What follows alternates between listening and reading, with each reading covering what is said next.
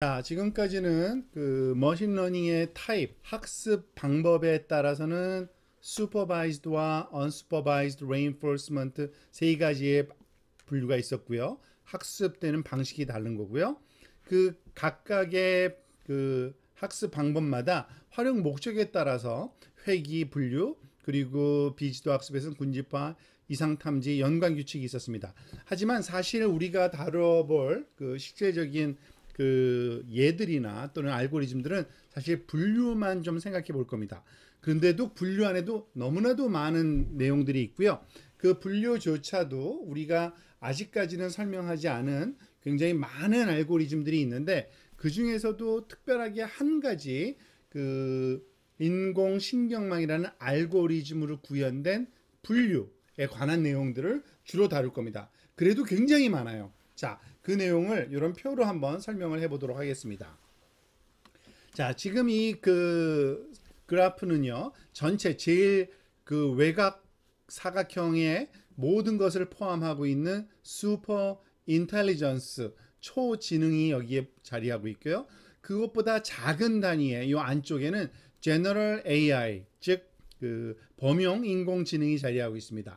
그리고 그 안에서도 협의의 인공지능인, 우리가 약한 인공지능이라고 하는 Narrow Artificial Intelligence가 그 안에 내부의 내용으로 자리하게 됩니다.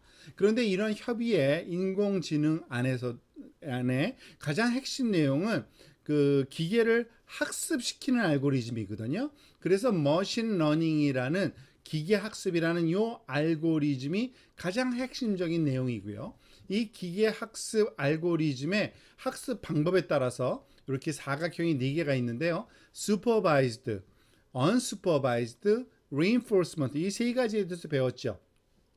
그런데 요즘에는 또 슈퍼바이즈드에도 속하지도 않고 언슈퍼바이즈드라고도 하기 힘든 좀 애매한 게 있거든요. 그런 것들은 세마이 슈퍼바이즈, 그런데 사실은 다소 그 지도학습 쪽에 가깝다고 보시면 됩니다.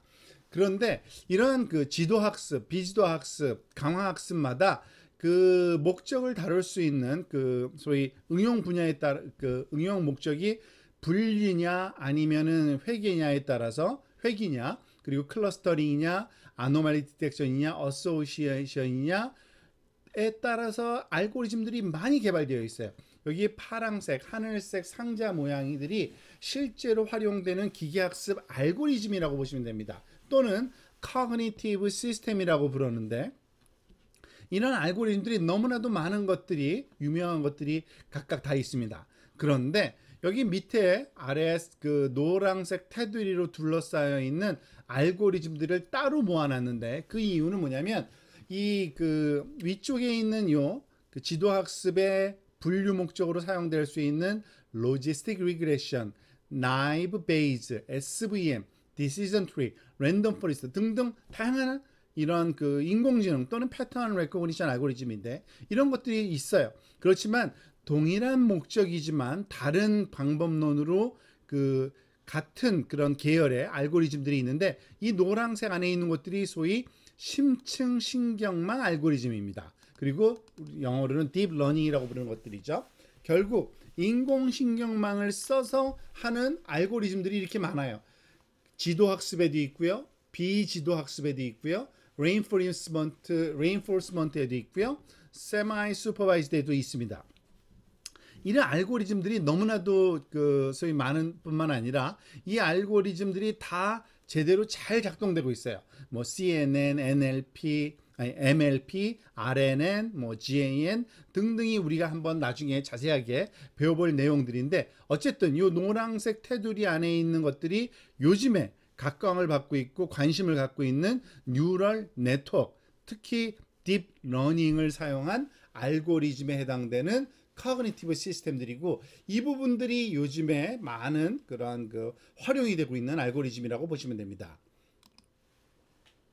자, 이 역사를 조금 살펴볼 필요가 있는데요.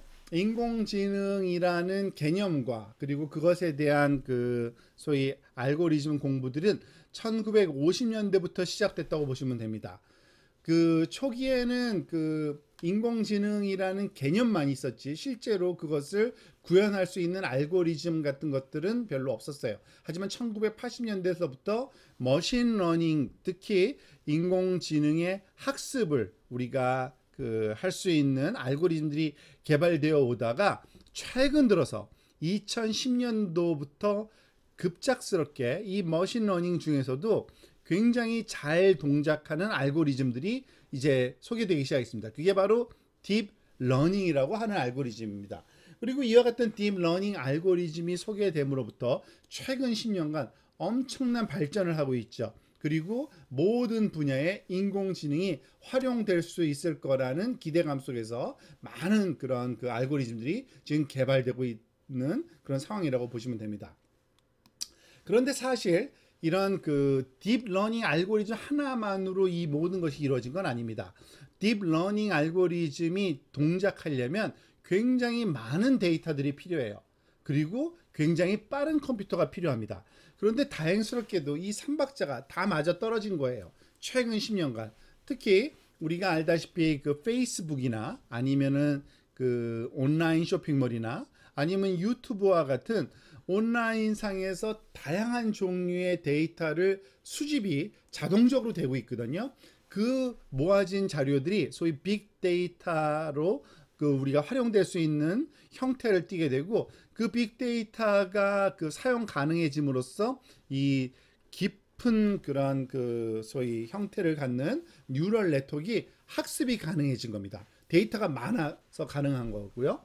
이와 같은 많은 데이터를 가지고 학습하려면 컴퓨터 속도가 빨라야 돼요. 그냥 단순한 CPU만 빨라서 되는 게 아니라 그런 그 소위 GPU라는 그 특수 목적의 프로세싱 유닛이 있는데 그 그래픽한 그 기능을 좀 더 강화하기 위해서 속도를 빨리 근데 이 GPU라는 프로세서는 뉴럴 네트워크를 그 훈련시키기에는 아주 최적화된 프로세서예요. 왜냐하면 단순한 동일한 그 계산을 반복적으로 해야 되거든요. 그런 것에 아주 특화되어 있습니다. 그래서 이런 하드웨어와 그리고 데이터와 그리고 알고리즘 삼박자가 딱 맞아 떨어짐으로써 인공지능이 급격한 발전을 하게 된 시기가 우리한테 도래했다고 이해하시면 되겠습니다.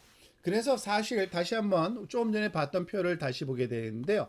우리가 이 모든 내용을 다 살펴볼 필요는 없죠. 그리고 그 특히 우리가 이해할 수 있는 그리고 활용 가능한 그러한 그 알고리즘 위주로 해가지고 우리가 살펴보겠는데요. 지금 빨강색으로 테두리를 두른 요 그 네 가지 알고리즘이 바로 우리가 그 공부해보고 응용이 어떻게 할 수 있는지를 살펴볼 겁니다. 대표적인 게 MLP예요. 멀티 레이어 퍼셉트론이라 그래가지고 레이어가 많은 뉴럴 네트워크, 즉 인공신경망인데 그 소위 딥 그 인공신경망을 구성할 수 있는 그런 방법론이 MLP고요. 이런 MLP도 CNN 타입, RNN 타입, GAN 타입 세 가지 정도가 가장 유명한 요즘에 활발하게 활용되고 있는 겁니다. CNN 같은 경우에는 그 영상 인식에 아주 뛰어나고요.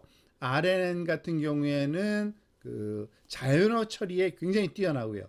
GAN 같은 경우에는 그 가상의 그 얼굴 또는 무슨 뭐 그 패션 이런 것에 많은 그런 응용이 있어서 특히 패션 응용 그 인공지능 분야에서는 GAN 알고리즘이 많이 활용되고 있고요. 예술가들도 많이 쓰고 있습니다. 그러니까 미술이라든지 아니면 음악을 창조해낼 때 기존의 다양한 종류의 그러한 그 훈련을 시킴으로써 그러한 그 생성이 가능한데 아주 재미있는 응용인데 요즘에 관심을 많이 받고 있죠. 이러한 그 뉴럴 네트워크를 사용한 이러한 네 가지 정도의 알고리즘을 위주로 해서 어떻게 동작하는지 그리고 어떻게 활용될 수 있는지에 대해서 우리가 살펴보도록 하겠습니다.